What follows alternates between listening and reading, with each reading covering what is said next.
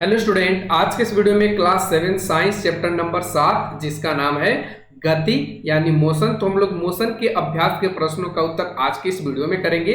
अभी से पहले चैप्टर 1 से लेकर के 6 तक हमने करा दिया है, जो आपको इस वीडियो के डिस्क्रिप्शन में लिंक मिल जाएगा, जहां से जाकर के आप आसानी से देख सकते हैं।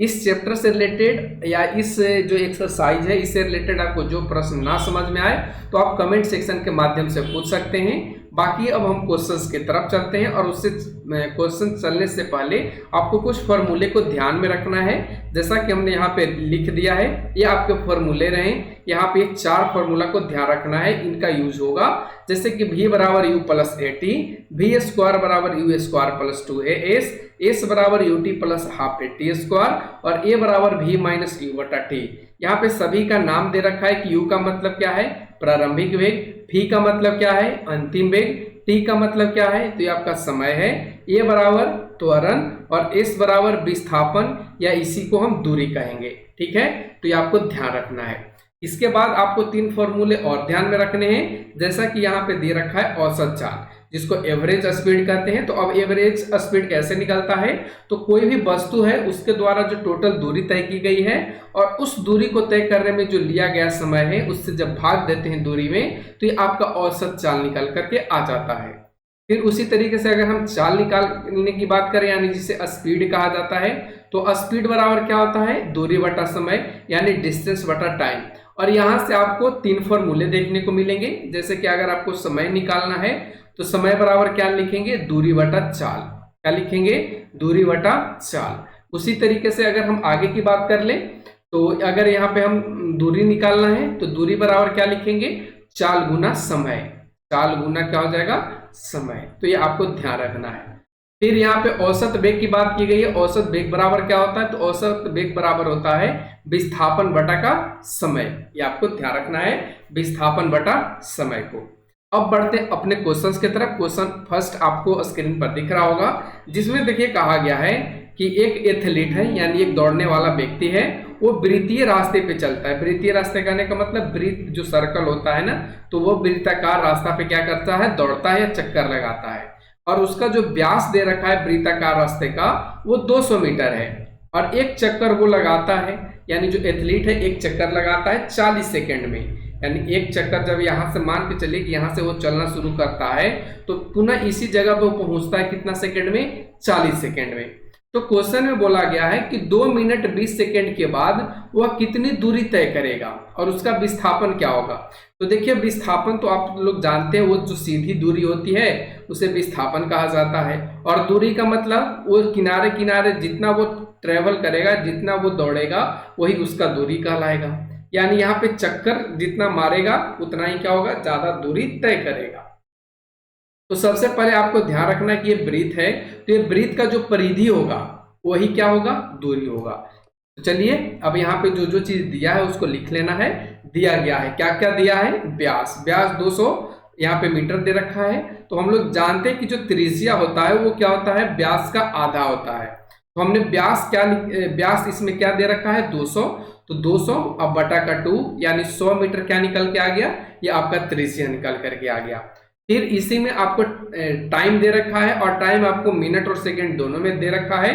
तो हमने यहाँ पे इसे सेकंड में चेंज कर दिया है। जैसे 2 मिनट 20 सेकंड है, तो इसको सेकंड में चेंज करने के लिए मिनट में 2 को 60 से गुना करा दिया, यानी 1 सेकंड बराबर 60 सेकंड बराबर 1 मिनट। तो 2 मिनट में कितना हो जाएगा, 120 और प्लस 20 यानी 140 सेकंड। ठीक है, अब यहाँ पे हम आगे बढ़ेंगे। अब यहाँ पे निकालेंगे कि एक चक्कर में जो दूरी तय करेगा वो कितना है। तो देखिए हमने लिखा है कि एक चक्कर में तय की गई जो दूरी होगा वो वृत्त के परिधि के बराबर होगा, यानी जो वृत्ताकार रास्ता है इसके परिधि के बराबर होगा। और वृत्त के परिधि के बराबर क्या होता है, तो ये 2 पाई आर फॉर्मूला होता है। पाई की जगह पे हमने 22/7 को लिया है, और आर की जगह पे 100। बाकी यहाँ पे सोल्व कर दिए, तो देखिए ऊपर वाला को गुना करा दिए हैं, तो 22 दूना 44 और गुना 100। यानी हम कह सकते हैं कि एक चक्कर में जो 40 सेकंड लगा रहा है, एक चक्कर में जो 40 सेकंड लगा रहा है वो कितना डिस्टेंस के बराबर है, तो ये आपका 4400/7 मीटर के बराबर है। तो हमने यहाँ पे लिखा है कि अतः 40 सेकंड में तय की गई जो दूरी होगी वो 4400 बटा कितना हो जाएगा, 7 हो जाएगा। अब यहां से क्वेश्चन में बोला गया था कि 140 सेकंड में वो कितना कवर करेगा। देखिए हमने यहाँ पे लिखा है कि चूंकि यहाँ पे अब ध्यान देंगे कि इसलिए 1 सेकंड में तय की गई दूरी निकालेंगे। तो 4400 हमने आपको बताया था कि दूरी बराबर क्या होता है, दूरी बराबर क्या होता है, ठीक है। तो दूरी बराबर यहाँ पे दे रखा है 1 सेकंड में, ठीक है। तो 1 सेकंड में 4400 बटा 7, अब बटा का 40 कर देंगे। इसको काट कूट करने के बाद कितना आ जाएगा, 110 बटा 7 आ जाएगा। यानी 1 सेकंड में कितना कवर कर रहा है, तो 110 बटा 7।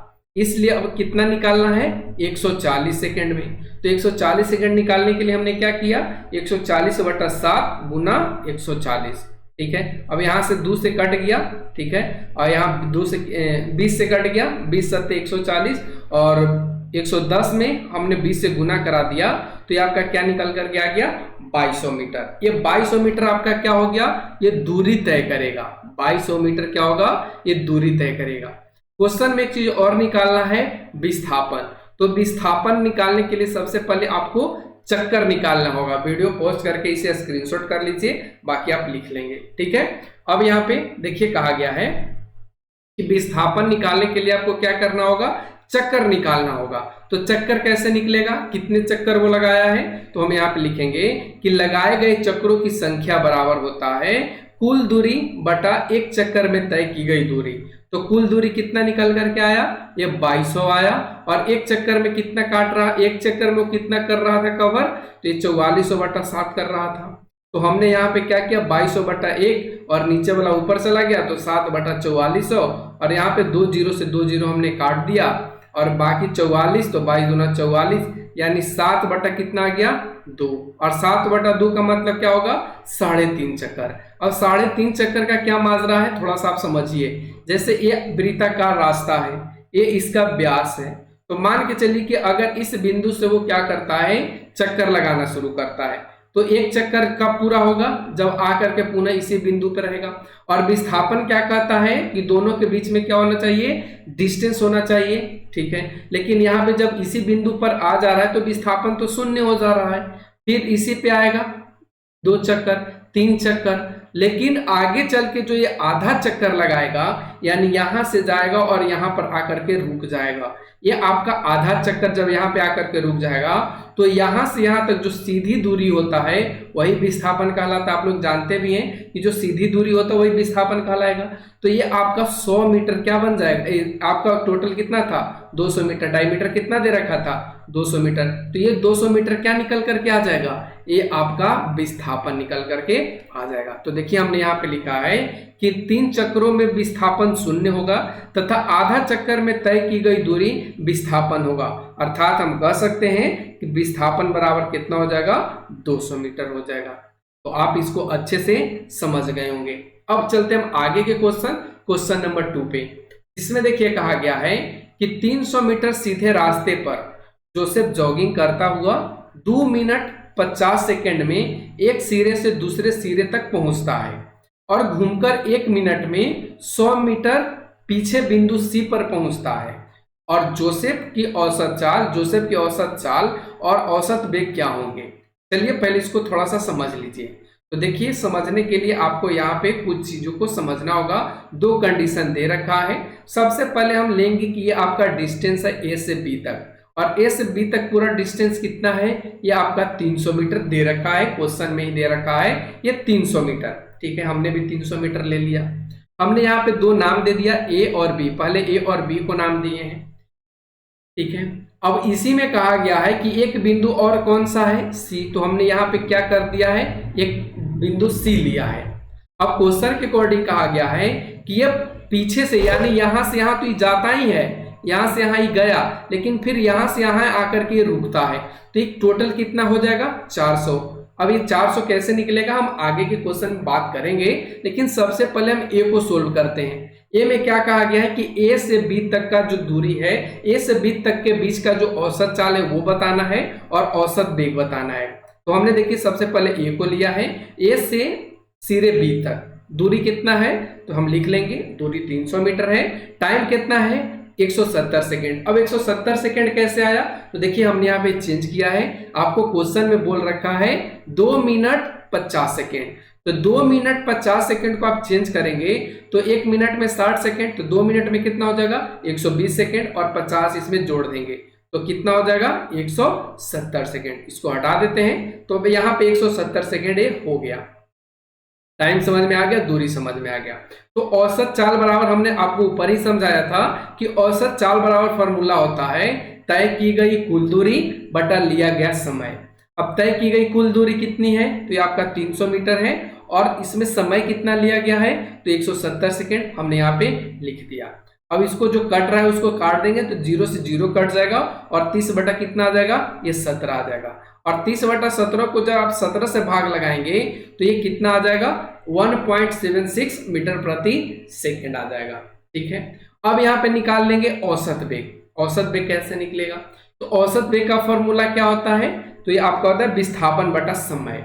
तो विस्थापन कितना है, तो आप यहाँ पे देख पा रहे होंगे विस्थापन आपका 300 है। विस्थापन का मतलब इन दोनों के बीच के डिस्टेंस, यानी जो सीधी दूरी होती है उसको विस्थापन कहा जाता है। तो विस्थापन ए से बी तक जाने में कितना है 300 मीटर, हमने यहाँ पे भी लिख दिया 300। टाइम कितना ले रहा है, तो ये आपका वही ले रहा है टाइम 170 सेकेंड। अब इसको काट देंगे तो ये भी कितना आ जाएगा 1.76 मीटर। क्या आ जाएगा 1.76 मीटर, ये आपका मीटर में आएगा। तो इस तरीके से हमने यहाँ पे ए के लिए औसत वेग और औसत चाल दोनों निकाल करके आपको बताया। देखिए कहीं कहीं ये बुक में इसका जो वैल्यू है वो 30 सेकेंड दिया गया है, ये ध्यान रखना है। 30 सेकेंड पे आपके बुक में सोल्व किया गया है, अगर 30 सेकेंड पे सोल्व करेंगे तो इसका आंसर कुछ चेंज आएगा, ध्यान रखना है। ठीक है, 30 सेकेंड रखेंगे तो आंसर कुछ चेंज आएगा। अब हम चलते हैं बी के लिए। बी के लिए कैसे सोल्व करेंगे, तो आइए बी के लिए यहाँ पे आपको ध्यान देना है, वही डिस्टेंस है, हमने लिया है ए से बी तक, और ये आपका सी है, ए से बी तक और ये आपका सी है। ए से बी तक का जो डिस्टेंस है वो 300 है, हमने लिखा भी है। कुल दूरी कितना हो जाएगा 400। कैसे हो जाएगा, तो देखिए ए से बी तक कितना है 300, और फिर बी से आगे चला है 100, बी से आगे चला है 100, तो ये कितना हो जाएगा टोटल। अगर हम दूरी की बात करें तो 300 प्लस 1 कितना हो जाएगा 400। ठीक है 400, ठीक है 300 प्लस 1 400। समय कितना है, तो देखिए पहले तो 2 मिनट, पहले तो कितना ले रहा था, पहले 2 मिनट 50 सेकेंड ले रहा था यानी 170, और फिर यहाँ पे और टाइम लिया है 60 सेकेंड। ठीक है, क्या लिया है 60 सेकेंड और लिया है। तो यहाँ पे टोटल अगर टाइमिंग की बात करें तो ये कितना हो जाएगा 2 मिनट 230 सेकेंड। कितना हो जाएगा 230 सेकेंड, हमने यहाँ पे लिख दिया। अब औसत चाल निकालने के लिए क्या करेंगे, तय की गई कुल दूरी बटा लिया गया समय। अब तय की गई कुल दूरी कितना है 400, समय कितना है 230। अब इसको काट लेंगे तो 40 बटा कितना आ जाएगा 23, और जब इसको भाग लगाएंगे तो कितना आ जाएगा 1.73 मीटर प्रति सेकेंड। ये आपका क्या निकल के आ गया औसत चाल। अब औसत वेग बोला है तो औसत वेग निकालने के लिए क्या करेंगे, विस्थापन बटा समय। अब विस्थापन बटा समय करने के लिए विस्थापन क्या है, तो आप यहाँ पे देख पा रहे होंगे विस्थापन, विस्थापन का मतलब सीधी दूरी, तो ये कितना हो जाएगा 200। कितना हो जाएगा 200 से टाइम कितना लिया है 230, ताकि यहां से लेकर के यहां तक तो 200 ही होगा ना। टाइम कितना लिया है 230। अब यहाँ पे 20 बटा कितना हो जाएगा 23, और जब इसको भाग लगाएंगे तो आएगा 0.86 मीटर प्रति सेकेंड। तो हम यहाँ पे 86 को अप्रोक्स में कितना ले लिए हैं 0.9 मीटर प्रति सेकेंड। तो ये आपका बी निकल करके आ गया। इसमें कुछ हार्ड है ही नहीं, यहां से आपको यहां जाना है। ठीक है, अब अगला क्वेश्चन आता है 3 नंबर, जिसमें देखिए कहा गया है कि अब्दुल गाड़ी से स्कूल जाने के क्रम में औसत चाल को 20 किलोमीटर प्रति घंटा पाता है। उसी रास्ते से लौटने के समय वहां भीड़ कम है और औसत चाल 40 किलोमीटर प्रति घंटा है। अब्दुल की इस दूरी यात्रा में उसकी औसत चाल क्या है। तो आइए बारी बारी से इसको समझते हैं। यहाँ पे 2 कंडीशन है, एक जाने का कंडीशन और एक लौटने का कंडीशन यानी आने का कंडीशन। तो देखिए सबसे पहले आप स्थिति 1 को ले लीजिए और आप मान लीजिए कि जो रास्ते की कुल दूरी है वो कितना है x किलोमीटर है। तो स्थिति 1 में देखेंगे अगर औसत चाल निकालें तो दूरी बटा क्या होता है समय होता है, कुल दूरी बटा कुल समय। तो हम लोगों को तो दूरी दिया नहीं है, हमने माना है दूरी x, हमने x लिख दिया। टाइम तो पता ही नहीं है तो टाइम के लिए t यूज किया है, और औसत चाल हम लोगों को पता है कितना, तो 20 किलोमीटर प्रति घंटा। तो अगर हम यहाँ से टाइम निकालें तो टाइम बराबर क्या हो जाएगा, तो ये 20 यहाँ चला आएगा और x बटा कितना हो जाएगा 20 घंटा। x बटा कितना हो जाएगा 20 घंटा। अतः स्कूल जाने में लिया गया जो समय हो जाएगा वो कितना हो जाएगा x बटा 20 घंटा। अब स्थिति नंबर 2 को देखिए, तो स्थिति नंबर 2 में अगर औसत चाल निकालें तो यहाँ पे औसत चाल पहले से दे रखा है 40 किलोमीटर प्रति घंटा और दूरी आपका x किलोमीटर प्रति घंटा है। इसलिए अगर लौटने में अगर हम लिया गया समय निकालें तो टाइम बराबर क्या हो जाएगा, समय बराबर दूरी बटा चाल। तो दूरी कितना है x और चाल कितना दे रखा है औसत चाल, तो 40 किलोमीटर प्रति घंटा। तो यहाँ पे जो लिया गया समय हो जाएगा वो कितना हो जाएगा x बटा 40 घंटा। अब आगे क्वेश्चन में अगर हमको औसत चाल निकालना है तो अगर पूरी यात्रा का औसत चाल निकालें तो यहाँ पे आपको ध्यान रखना है, पूरी यात्रा का औसत चाल निकालने के लिए कुल दूरी करेंगे बटा कुल समय करेंगे। अब कुल दूरी कितना हो जाएगा, तो x जाने में और x आने में, तो यहाँ पे हमने लिखा है कुल दूरी x प्लस x। कुल समय कितना लगा है, तो पहली जाने में कितना x बटा 20 और आने में x बटा 40 हमने यहाँ पे लिख दिया है। फिर आगे इसको जब सोल्व किए तो आपको इस तरीके से देखने को मिलेगा, तो ऊपर जुड़ जाएगा x प्लस x 2x हो जाएगा और नीचे जब एलसीएम लेंगे 20 और 40 का तो एलसीएम हो जाएगा 40 और 40 को 20 से भाग लगाएंगे तो 2 और 2 को 1 से कराएंगे तो 2x और प्लस x। ठीक है, अब यहाँ पे ऊपर क्या हो जाएगा 2x बटा 1 और नीचे हो गया 3x बटा 40, तो 40 ऊपर चला जाएगा और 3x नीचे। अब यहाँ से x क्या हो गया, कट गया। ऊपर क्या हो गया 40 गुना 2 80 और नीचे बचा 3 और जब इसको आप भाग लगाएंगे तो आएगा 26.66 और इसको हम अप्रोक्स में लिख सकते हैं 26.7। कितना लिख सकते हैं 26.7 किलोमीटर प्रति घंटा। ये आपका पूरा औसत चाल निकल के आ गया अब्दुल का।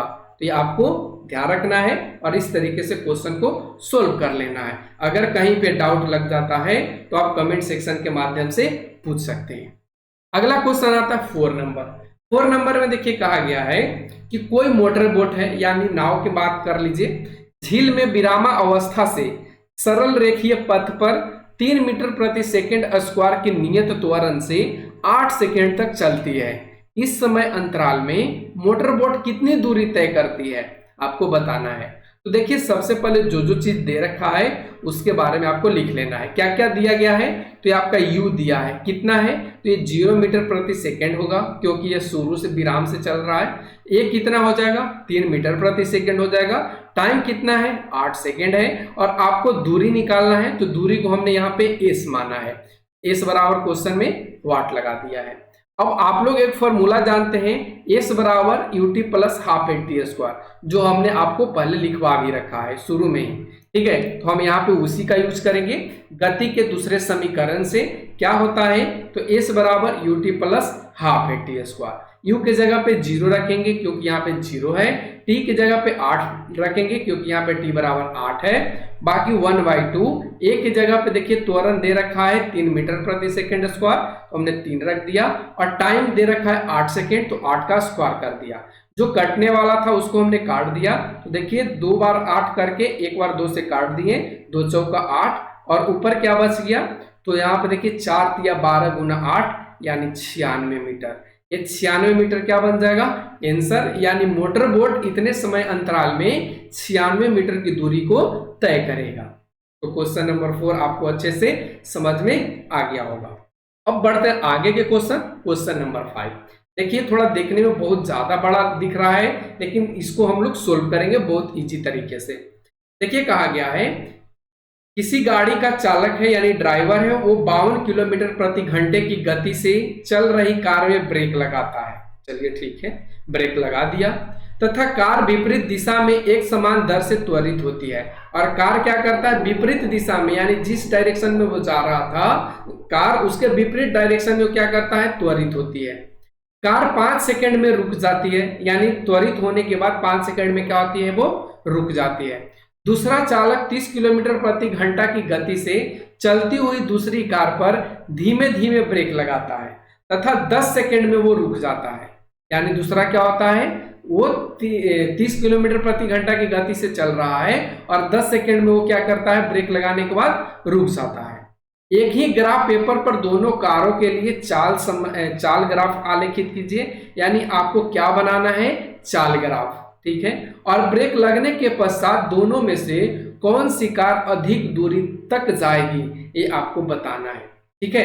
तो आइए पहले हम इसको सोल्व करते हैं। एक स्थिति पहली कार है और एक स्थिति दूसरी कार है। तो पहले कार के लिए हम क्या करेंगे, यहाँ पे जो उसकी दूरी दे रखा है, दूरी कार है, ये इसका जो प्रारंभिक स्पीड दे रखा है, तो प्रारंभिक जो चाल है वो कितना है, 52 किलोमीटर प्रति घंटा। तो इसको हमने सबसे पहले मीटर प्रति सेकंड में चेंज किया है, क्योंकि यहाँ पे टाइम कितना में है, सेकंड में है। तो हमने कैसे इसको चेंज किया, जरा आप ध्यान देंगे। तो 52 गुने क्या किए हमने, 1000। 52 गुने क्या किए हैं, 1000। उसके बाद नीचे 3600 सेकंड से इसको भाग हमने लगाया।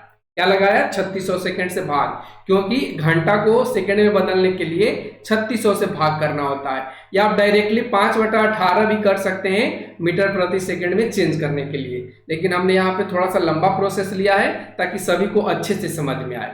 अब यहाँ से 0 से 0 कैंसल आउट हो गया। अब यहाँ से 36 काटने के लिए 9 चौका 36 हमने काट दिया और 13 चौका 52 काट दिया। ऊपर कितना हो गया, 13 दहा 130 बटा का 9।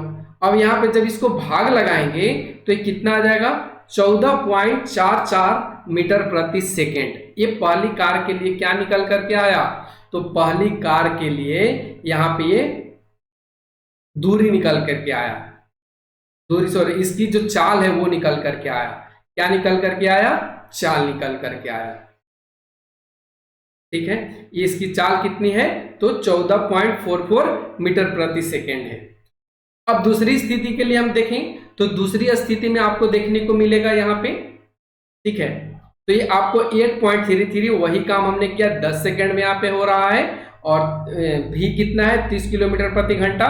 तो इसको हमने चेंज करके क्या किया, 8.33 मीटर प्रति सेकेंड। आगे की कंडीशन में बढ़ें तो आपको यहाँ पे क्या करना है, इस तरीके का ग्राफ बनाना है, और ग्राफ में एक तरफ समय दिखाना है और चाल दिखाना है।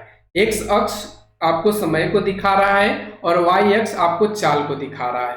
अब क्वेश्चन में आप देखेंगे तो यहाँ पे एक आया है 8.33 और एक आपका आया है 14.44। तो हमने यहाँ पे क्या लिया है, 2-2 के गैप पर लिया है, 2-2 के अंतराल पर लिया है। देखिए 2, 4, 6, 8, 10, 12, 14 ये आपको लेना है, ये आपका समय है। और चाल इधर आपको लेना है, वो भी हमने 2 के ही अंतराल पर लिया है। तो पहले के लिए अगर हम बात करें तो ये आपका 14 पॉइंट क्या था, 14 पॉइंट अगर आप देखें तो 14.44 था। क्या था, 14.44। तो यहाँ पे 14.44 आप लिख लेंगे, ठीक है, 14.44। और सेकंड के लिए क्या था, तो यहाँ पे आपका था 8.33, ठीक है, ये आपको ध्यान रखना है। और यहाँ पे समय कितना ले रहा था, तो पहले वाला ले रहा था 5 सेकेंड और दूसरे वाला ले रहा था 10 सेकेंड। तो अब हम यहाँ पे क्या निकालेंगे, इसकी दूरी निकालेंगे। तो दूरी कैसे निकलेगा, तो यहाँ पे ध्यान दीजिए, ये आपको दिख रहा होगा एक त्रिभुज। क्या दिख रहा है, एक त्रिभुज, और सेकंड में भी आपको दिख रहा होगा एक त्रिभुज। तो हमने यहाँ पे त्रिभुज के क्षेत्रफल के अकॉर्डिंग हमने दूरी निकालने की कोशिश की है। तो क्षेत्रफल त्रिभुज AOB का क्षेत्रफल क्या हो जाएगा, 1/2 आधार गुना ऊंचाई। अब आधार कौन सा होगा, जो समय है, और ऊंचाई कौन सा होगा, जो चाल है। तो हमने यहाँ पे देखिए आधार में 5 सेकेंड और इधर लिखा है 14.4। अब जब इसको काट दिए तो ये 7.2 से कट जाएगा, और जब 7.2 को 5 से मल्टीप्लाई करा दिए तो ये आपका दूरी निकल करके आ गया कितना, 36 मीटर। पुनः अगर हम स्थिति सेकंड की तरफ चलें तो यहाँ पे आपको एक त्रिभुज दिख रहा है POQ। तो इसी तरीके से 1/2 आधार गुना ऊंचाई, तो आधार इसका कितना हो जाएगा, 10 सेकेंड, क्योंकि यहाँ तक जा रहा है, ठीक है। और इसका डिस्टेंस कितना था, तो ये आपका 8.33। तो ये हमने यहाँ पे लिख दिया 8.33। ये आपका ऊंचाई के काम कर रहा है।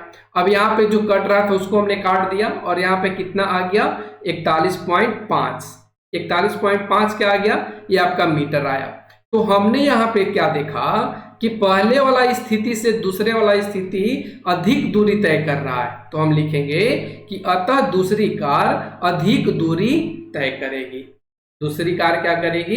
अधिक दूरी तय करेगी। और इस तरीके से आपको ग्राफ भी बना लेना है। उम्मीद करते हैं ये क्वेश्चन आपको समझ में आ गया होगा। अब आते हैं हम लोग क्वेश्चन नंबर 6 पे। देखिए क्वेश्चन नंबर 6 में कहा गया है कि चित्र दिया गया है और इसमें 3 वस्तु दिया गया है A, B, C, और ये दूरी समय ग्राफ है, इसमें इसको प्रदर्शित किया गया है। तो ग्राफ का अध्ययन करना है और प्रश्नों का उत्तर देना है। जिसमें फर्स्ट क्वेश्चन कहा है कि तीनों में से कौन सबसे तीव्र गति से गतिमान है। यानी यहाँ पे जो 3 वस्तु आपको देखने को मिल रहा है A, B और C, इन तीनों में सबसे तेज गति से कौन विद्यमान है। तो देखिए जिसका ढाल सबसे ज्यादा होगा, जिसका ढाल सबसे ज्यादा होगा वही ज्यादा तीव्र गति से क्या होगा? गतिमान होगा। तो आप यहाँ पे देख पा रहे हैं कि किसका है। तो इसका उत्तर आप ऐसे करेंगे कि जिस कार के लिए दूरी समय ग्राफ का ढाल सबसे अधिक होगा उसकी गति तीव्र होगी। और यहाँ कार B का जो ढाल है वो सबसे अधिक है। अब देखिए कार B कौन सा है? तो कार B यहाँ से चल रहा है, देखिए ये आपका कार B है और ये चल रहा है। तो इसकी जो ढाल है वो क्या है? सादा है, और इसलिए ये क्या होगा? सबसे तेज गति से गतिमान होगा। तो पहला का आंसर आपको मिल गया। इसी में देखिए B कहता है कि क्या ये तीनों किसी भी समय सड़क के एक ही बिंदु पर होंगे। तो ये तो बिल्कुल नहीं होंगे, क्योंकि तीनों कभी भी एक दूसरे से मिल नहीं रहे। अगर यहाँ पे मिल रहा है तो यहाँ पे कौन कौन मिल रहा है? तो ये आपका मिल रहा है B और ये आपका मिल रहा है C, और ये यहाँ पे मिल रहा है A और C, फिर यहाँ पे कौन मिल रहा है? B और C। तो इस कंडीशन में ये कभी आपस में मिल नहीं रहे हैं। तो इस कंडीशन में कहेंगे कि नहीं, तीनों किसी भी समय सड़क के एक ही बिंदु पर नहीं होंगे। क्यों नहीं होंगे? क्योंकि दूरी समय ग्राफ में तीनों वस्तुओं की रेखाएं एक दूसरे को एक ही बिंदु पर नहीं काटती है। ठीक है। अगला इसी का क्वेश्चन है C, जिसमें कहा गया है कि जिस समय B A से गुजरती है उस समय तक C कितनी दूरी तय कर लेती है। तो देखिए दूरी तय करने के लिए अगर हम बात करें तो ये वाला लाइन आपको दूरी दे रहा है और ये वाला क्या दे रहा है? समय। तो अगर हम यहाँ से बात करें तो यहाँ से देखिए 4, यहाँ 0 से 4 यानी 4 के अंतराल पर लिया गया है, 8 और 12। अब यहाँ पे B A से गुजरती है। अब B को देखिए तो ये आपका B रहा, ठीक है, और उसके बाद ये आपका कौन सा रहा? ये आपका यहाँ रहा ये, ठीक है, और ये वाला क्या है? C। तो क्वेश्चन में पूछा है कि जब यहाँ पे कट कर रहा है तो C कितनी दूरी तय कर लिया है। तो देखिए इसके लिए आपको क्या करना होगा, यहाँ पे कुछ तरीके को समझना होगा। जैसे कि हम यहाँ पे अगर बात करें तो देखिए इसको पहले गिनना होगा, 1 2 3 4 5 6 7, यानी 0 से 7 ये आपका क्या है? बॉक्स है, या आप खाना बोल सकते हैं। तो ये 7 खाने के बीच में कितना है? तो 4 किलोमीटर है। तो हमने लिखा है कि 7 बॉक्स बराबर 4 किलोमीटर। तो अगर हम एक बॉक्स की दूरी निकालें तो एक बॉक्स की दूरी निकालने के लिए क्या करना होगा? 4/7 किलोमीटर। तो इसलिए कितने बॉक्स निकालने हैं? तो यहाँ पे 4 बॉक्स निकालने हैं। कितने बॉक्स निकालने हैं? 4 बॉक्स। तो 4 बॉक्स के लिए क्या हो जाएगा? 4/7 गुना 4, तो कितना हो जाएगा? 16/7 किलोमीटर। अब C द्वारा चली गई दूरी की अगर हम बात करें तो देखिए C कहाँ जा रहा है, तो C कहाँ पे मिल रहा है? तो देखिए C कितनी दूरी तय करेगा? तो देखिए इस जगह पे अगर हम बात करें, इस जगह पे, यहाँ पे यहीं पे ना B A से मिल रहा है, B ये यहीं से मिल रहा है। तो ये कितना डिस्टेंस कवर कर लिया है? तो इसके लिए C द्वारा चली गई दूरी करने के लिए क्या करेंगे? 8 में से, यहाँ पे 8 है तो इस 8 में से हम क्या करेंगे? घटा देंगे ये वाला जो दूरी 4 बॉक्स वाला है, क्योंकि देखिए B यहाँ से चलना 1 2 3 4, ठीक है। तो ये कितना दूरी तय करेगा यही तो बताना है। देखिए हम यहाँ पे थोड़ा सा घेर दे रहे हैं, ठीक है, यही तो दूरी बताना है। तो हम यहाँ पे देखिए 8 में से टोटल कितना है 8, और 8 में से अगर ये 4 वाला घटा देंगे तो हमको पता चल जाएगा। तो 8 माइनस क्या करेंगे 16/7, और जब इसको आप घटा लेंगे तो 40/7, यानी कह सकते हैं कि जब इसको भाग लगाएंगे 7 से तो इन दोनों के बीच जो दूरी निकल करके आएगा वो 5.7 किलोमीटर दूरी निकल करके आएगा। तो सी द्वारा चली गई दूरी कितना हो जाएगा 5.7 किलोमीटर। अब आगे बढ़ते हैं, इसी का डी क्वेश्चन है जिसमें कहा गया है कि जिस समय बी सी से गुजरती है उस समय तक यह कितनी दूरी तय कर लेती है। तो आइए इसको भी समझते हैं। फिर से हम वही काम करेंगे कि एक बॉक्स बराबर कितना हो जाएगा 4/7 किलोमीटर, इसलिए 9 बॉक्स। अब 9 बॉक्स कैसे हैं आइए जानते हैं। बी कब किससे गुजर रहा है सी से। अब यहाँ पे ये आपका बी रहा और ये आपका सी रहा, तो सी कहाँ पे गुजर रहा है यहाँ पे। तो बी सी से तो कितनी दूरी तय कर लेगा, तो देखिए यहां से लेकर के यहां तक तो 7 यहाँ पे है, ठीक है, यहाँ पर तक क्या है 7, फिर यहाँ पे 8 और एक 9। तो हम यहाँ पे 9 बॉक्स की अगर दूरी निकालें तो क्या करेंगे 4/7 गुना 9, और जब इसको गुना करा देंगे तो 9 चौका 36, यानी यहाँ पे जो दूरी निकल करके आ जाएगा वो 5.1 किलोमीटर निकल करके आएगा। उम्मीद करते हैं ये क्वेश्चन आपको समझ में आ रहा होगा। अब हम बढ़ते क्वेश्चन नंबर 7 पे, जिसमें कहा गया है कि 20 मीटर की ऊंचाई से एक गेंद को गिराया जाता है। यदि उसका वेग 10 मीटर प्रति सेकंड स्क्वायर के एक समान त्वरण की दर से बढ़ता है तो यह किस वेग से धरातल से टकराएगी, कितने समय पश्चात वह धरातल से टकराएगी। यानी देखिए यहाँ पे आपको 2 क्वेश्चन बनाने हैं, ठीक है, यानी इसका वेग क्या होगा और समय क्या होगा। तो पहले समझ लीजिए, जैसे मान लीजिए कि एक गेंद को ऊंचाई से यानी यहां से इसको नीचे गिराया जाता है और इसकी ऊंचाई कितनी है 20, और उसका वेग क्या है तो 10 मीटर प्रति सेकंड स्क्वायर के त्वरण से दर से नीचे की तरफ बढ़ता हुआ आ रहा है। तो जब टकराएगी तो उस समय उसका वेग क्या होगा, तो इसके लिए आपको यहाँ पे जो जो चीज दे रखा है पहले उसको हम लोग लिख लेंगे। u बराबर क्या हो जाएगा 0, और जो h होगा वो किसके बराबर होगा s के बराबर, कितना है 20 मीटर। त्वरण दे रखा है 10 मीटर प्रति सेकेंड स्क्वायर। तो गति के समीकरण का एक फॉर्मूला होता है कि v स्क्वायर बराबर u स्क्वायर प्लस 2as। इस यहाँ पर से हम v निकाल लेंगे। तो u के जगह पे 0, 2 के जगह पे हमने 2 और a के जगह पे 10 रखा है, क्योंकि क्वेश्चन में a बराबर 10 दे रखा है, और s बराबर 20। अब इसको कराएंगे तो 10 दूना 20 और 20 गुना 20, इसको रूट में ले लेंगे क्योंकि भी स्क्वायर दे रखा था। तो खाली भी निकालने के लिए इधर से स्क्वायर हटाएंगे तो इधर क्या हो जाएगा रूट चढ़ जाएगा। अब यहाँ से 2 गो रूट के अंदर सेम चीज होता है तो बाहर एक ही चीज निकलता है।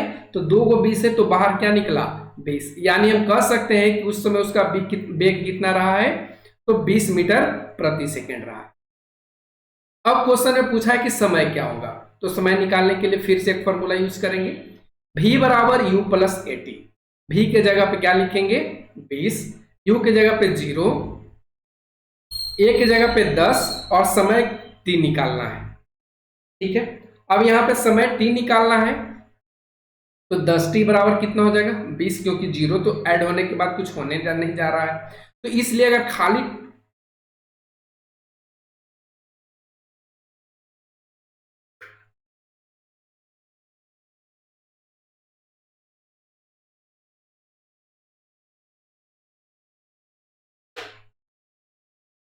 अगर हम खाली टी निकालें तो खाली टी बराबर क्या निकल जाएगा 20/10, यानी कितना आ जाएगा 2। और यही आपसे पूछ रखा था कि टाइम कितना लगेगा 2 सेकेंड, यानी v कितना होगा 20 मीटर प्रति सेकेंड और टाइम कितना होगा 2 सेकेंड। अब आते हैं क्वेश्चन नंबर 8 के तरफ। देखिए क्वेश्चन नंबर 8 में कहा गया है कि किसी कार का चाल आपको यहाँ पे इस फिगर में दिया गया है और इस फिगर को देख करके आपको क्वेश्चन फर्स्ट को सोल्व करना है, जिसमें कहा गया है कि पहले 4 सेकंड में कार कितनी दूरी तय करती है। इस अवधि में कार द्वारा तय की गई दूरी को ग्राफ में क्या करना है छायांकित क्षेत्र में दर्शाना है। तो देखिए 4 सेकंड कहां पे है यहाँ, यानी यही दूरी कवर करेगा। जब भी करेगा तो यही दूरी को क्या करेगा, ये कवर करेगा। ठीक है, थोड़ा सा ठीक है। और ये आपको यहाँ पे दिख रहा है, तो देखिए एक आपको एक ट्रायंगल की तरफ दिख रहा है। हम इसको अगर ए मान ले, इसको बी मान ले, तो ये तो ओ दे ही रखा है। ठीक है, अब इसको कैसे सोल्व करेंगे, तो आइए यहाँ पे लिख लेते हैं कि कार द्वारा 4 सेकंड में तय की गई दूरी। तो तय की गई दूरी यानी क्या यहाँ पे आ रहा है, तो छायांकित त्रिभुज यही आ रहा है, देखिए ये वाला एरिया। ठीक है, तो छायांकित त्रिभुजाकार का क्षेत्रफल, तो त्रिभुज का क्षेत्रफल कैसे निकलता है, 1/2 आधार गुना ऊंचाई। तो 1/2 आधार गुना ऊंचाई करने के लिए आधार क्या लेना होगा, जो समय है 4 सेकेंड, और ऊंचाई कहां तक जा रहा है, तो देखिए इस बिंदु तक जा रहा है 6 सेकेंड तक, सॉरी 6 मीटर प्रति सेकेंड तक। तो ये आपका क्या हो जाएगा, ऊंचाई हो जाएगा, हम 6 लिख दिया है। यानी इसका जब निकाल लेंगे तो 12 मीटर क्या आ जाएगा, यानी इसके द्वारा जो तय की गई दूरी होगी वो कितना होगी, 12 मीटर। इसी का आगे क्वेश्चन है, क्वेश्चन नंबर 2। इसमें पूछा गया था कि ग्राफ का कौन सा भाग कार की एक समान गति को दर्शाता है। तो थोड़ा सा आप इस फिगर को ध्यान दीजिए, देखेंगे कि ये जो 6 सेकेंड है, ठीक है, यहां से आप देख पा रहे होंगे 6 सेकेंड से इधर की ये एक समान चाल से क्या कर रहा है, गतिमान है। यानी इधर नहीं, इसका जो ग्राफ है न तो कोई किसी तरफ मुड़ रहा है और न ही किसी तरफ ये झुक रहा है। ठीक है, तो इस कंडीशन में ये वाला जो डिस्टेंस हो जाएगा, ये वाला जो चाल होगा वो क्या होगा, एक समान चाल से होगा। हमने वही लिखा है कि 6 सेकेंड से आगे की जो गति है वो कार की एक समान चाल को दर्शाता है। तो ये आपका बी का आंसर मिल गया। अगला क्वेश्चन आता है 9 नंबर, जिसमें कहा गया है कि निम्नलिखित में से कौन सी अवस्थाएं संभव है तथा प्रत्येक के लिए एक उदाहरण दीजिए। जैसे कि कोई वस्तु जिसका त्वरण नियत हो परंतु वेग क्या हो, शून्य हो।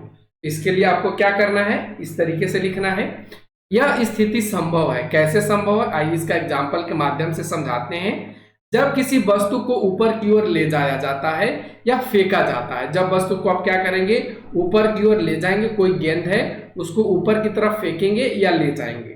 ठीक है, तो अधिकतम ऊंचाई पर पहुंचने के बाद वस्तु का वेग क्या हो जाएगा, यानी v बराबर क्या हो जाएगा, 0 हो जाएगा। लेकिन इसका जो त्वरण होगा वो गुरुत्वाकर्षण के कारण कितना रहेगा, तो हर जगह 9.8 ही रहेगा। तो यह कह सकते हैं कि कोई भी वस्तु जो है वो नियत त्वरण उसका होता है, परंतु वेग एक समय ऐसा आता है कि वो 0 भी हो जाता है। तो ये आपको यहाँ पे लिख लेना है। अगला इसी का है कि कोई त्वरित वस्तु एक समान चाल से गति कर रही हो। अब इसको कैसे लिखना है, तो लिखेंगे कि यह भी अवस्था संभव है, क्योंकि जब कोई वस्तु वृत्ताकार पथ पर एक समान वृत्तीय गति में होती है तो वह त्वरित भी होती है। जैसे कहने का क्या मतलब है कि ये आपका वृत्ताकार क्या है, कोई रास्ता है। क्या है, वृत्ताकार क्या है, कोई रास्ता है। और इसमें क्या होता है, जब कोई स्पीड से कोई वस्तु गति कर रहा होता है तो यहाँ पे क्या होता है, इसमें गति भी होता है और त्वरण भी होता है। ठीक है, जैसे कि मान के चलिए स्पर्श है तो यहाँ पे क्या हो जाएगा, एक तरह से त्वरण रहेगा, त्वरण केंद्र की ओर झुका हुआ रहेगा। ठीक है, तो ये आपको ध्यान रखना है। इसी में 3 नंबर कहा गया है कि कोई वस्तु किसी निश्चित दिशा में गति कर रही हो तथा त्वरण उसके लंबवत हो। तो ये भी कंडीशन है। हमने लिखा है कि जब कोई वस्तु वृत्ताकार पथ पर गति कर रही हो तो इसकी गति की दिशा स्पर्श रेखा के अनुदिश होता है, परंतु उसी क्षण त्वरण केंद्र की ओर त्रिज्या के अनुदिश लगता है, जो परस्पर क्या होता है, लंबवत होता है। जैसे अगर हम आपको समझाना चाहें तो ये एक वृत्ताकार क्या है, पथ है, और यहां से मान के चलिए कि इस दिशा में, ठीक है, स्पर्श रेखा के अनुदिश क्या है, वो गतिमान है, यानी गति कर रहा है। तो इसका जो त्वरण लगेगा वो इस जगह पे लगेगा, यानी हर जगह क्या होगा, ये लंबवत लगता जाएगा। क्या लगता जाएगा, लंबवत लगता जाएगा, यानी लंब के जैसा लगता जाएगा। ठीक है, तो ये आपको समझ में आया होगा। अब चलते हैं आज के आखिरी क्वेश्चन, जिसमें कहा गया है कि एक कृत्रिम उपग्रह है जो 42,250 किलोमीटर इसकी त्रिज्या है और ये वृत्ताकार कक्षा में घूम रहा है। यदि वह 24 घंटे में पृथ्वी की परिक्रमा करता है तो उसकी चाल का परिकलन कीजिए। तो आइए इसको सोल्व करते हैं। इसमें दे रखा है त्रिज्या, हमने लिख दिया है 2450, जो त्रिज्या है वो 42,250 किलोमीटर है। Time 24 hour. इसको आप सेकेंड में चेंज कर लीजिए। तो सेकेंड में चेंज करने के लिए क्या करना होगा, 24 गुने 60 गुना 60 करना होगा। ठीक है, ये आपको कर लेना है। अब यहाँ पे क्या करेंगे, परिक्रमा करने में चली गई दूरी निकालना है। तो जो पृथ्वी वृत्ताकार पथ पे अगर चल रही है तो उसकी जो परिधि होगी वही इसकी दूरी होगी। तो दूरी के लिए हमने क्या लिया है, 2πr। 2π के जगह पे हमने 22/7 और त्रिज्या दे रखा है जो हमने यहाँ पे दे दिया है। इसको जब सोल्व करेंगे तो इतना किलोमीटर निकल के ये आएगा। अब आगे इसमें क्या निकालना है, तो चाल निकालना है। तो देखिए चाल बराबर क्या होता है, ठीक है, तो चाल बराबर होता है दूरी बटा समय। अब दूरी यहां पे निकल कर क्या रखा है, लिख देंगे 44 गुना 42,250/7 और समय कितना हो जाएगा, ये वाला समय हो जाएगा 24 गुना 60 गुना 60। जो कटता है उसको काट देंगे और जो नहीं कटता है उसको भाग लगा देंगे। जैसे कहने का मतलब है ये 4 से कट रहा है, काट देंगे, और ये आपका 4 से कट रहा है 6 बार में, और कुछ कट रहा है क्या, तो ऊपर हो गया 11 गुने 42,225 बटा नीचे कितना हो गया 7 गुना 6 यहां पे आ गया, यानी कि 6 गुना 6 गुना 60। और इसको से जब आप भाग लगाएंगे तो अप्रोक्स में 3 पॉइंट के करीब आएगा, 3.05 किलोमीटर के करीब आएगा। ठीक है, तो इसको आप भाग खुद से कर ले। ठीक है, तो इस तरीके से आपका इतना किलोमीटर प्रति घंटा, इतना किलोमीटर प्रति सेकेंड आपका क्या आ जाएगा, इसकी चाल आ जाएगा। अगर सेकेंड में निकालना है तब इतना करने पड़ा, और अगर सेकेंड में नहीं निकालना होता तो डायरेक्ट हम 24 से क्या कर देते, भाग देते, तो किलोमीटर प्रति घंटा में आता। और यहाँ पे किलोमीटर प्रति सेकेंड में आने के लिए इतना लेंदी कर दिया गया। ठीक है, तो ये आपको ध्यान रखना है और यहाँ से इसको सोल्व कर लेना है। तो कैसा लगा आज का ये वीडियो, कमेंट सेक्शन के माध्यम से जरूर बताइए, और चैनल पर बने रहने के लिए चैनल को सब्सक्राइब कर लीजिए। Thanks for watching, take care, bye bye.